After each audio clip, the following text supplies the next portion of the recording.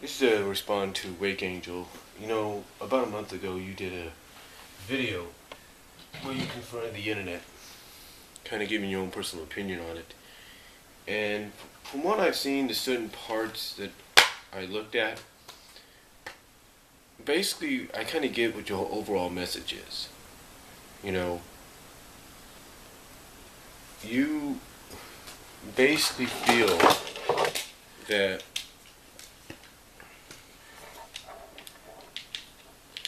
the internet, or those around the internet,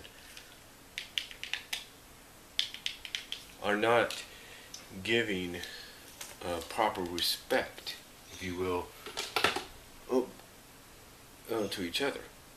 Basically, what you're saying is that anything that's out of the ordinary usually gets called out upon by people because they don't understand.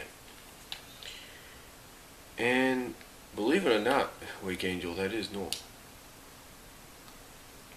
It is normal because sometimes people are used to seeing certain things. I mean, I get the whole situation with '06 and everything.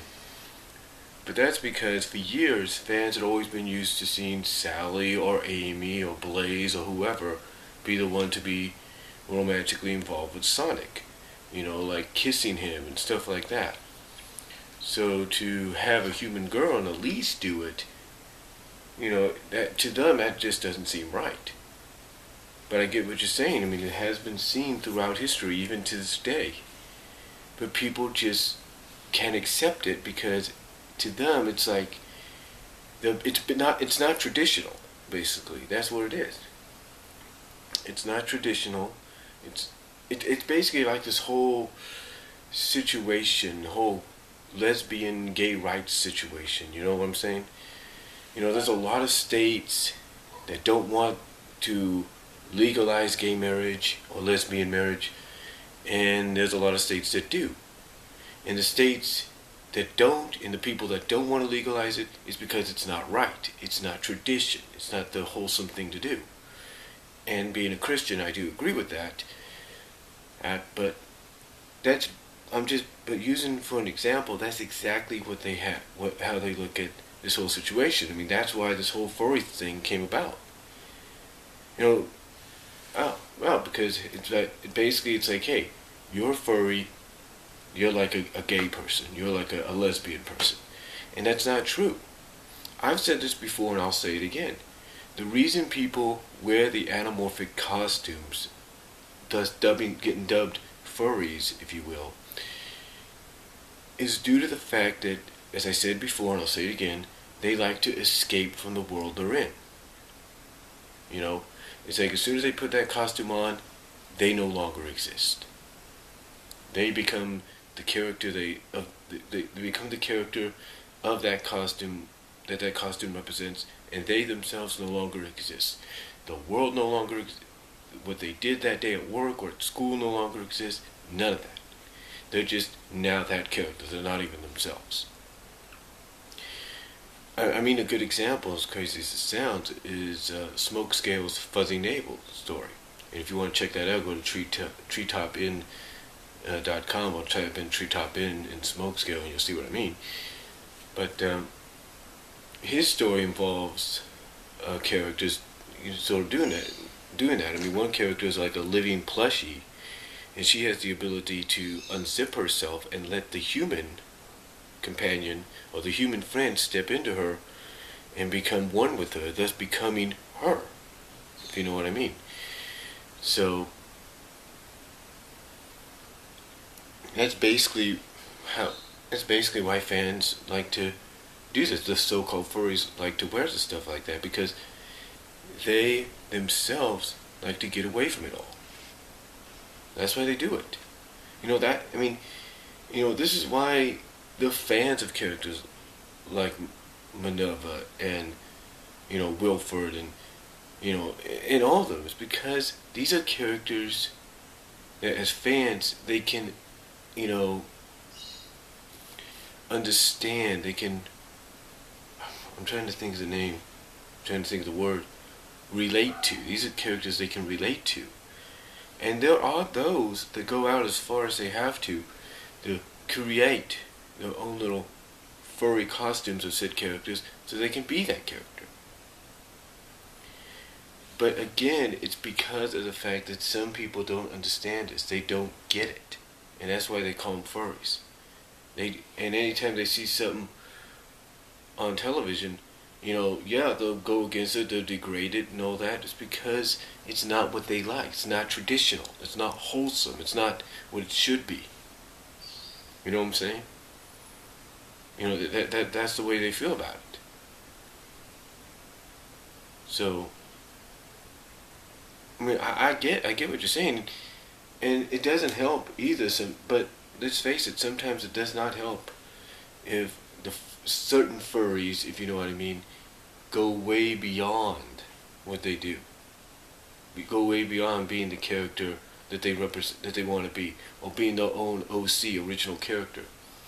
It kind of doesn't help when they go beyond that, if you know what I mean. In other words, really go beyond it. But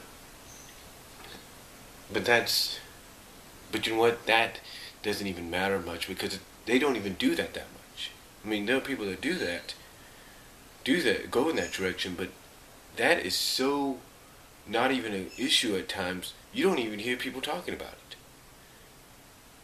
I mean, there's one person here on the YT who has their own, who did furry costumes of two characters from Animaniacs, being Minerva, the other being, I think, from American Tail, and they walk around town wearing the costumes being those characters. So it's, to me, again, what it is people just don't understand where fans are coming from and why they do this. Why they do this. Again, to me, it's just the fact that they want to get away from it all.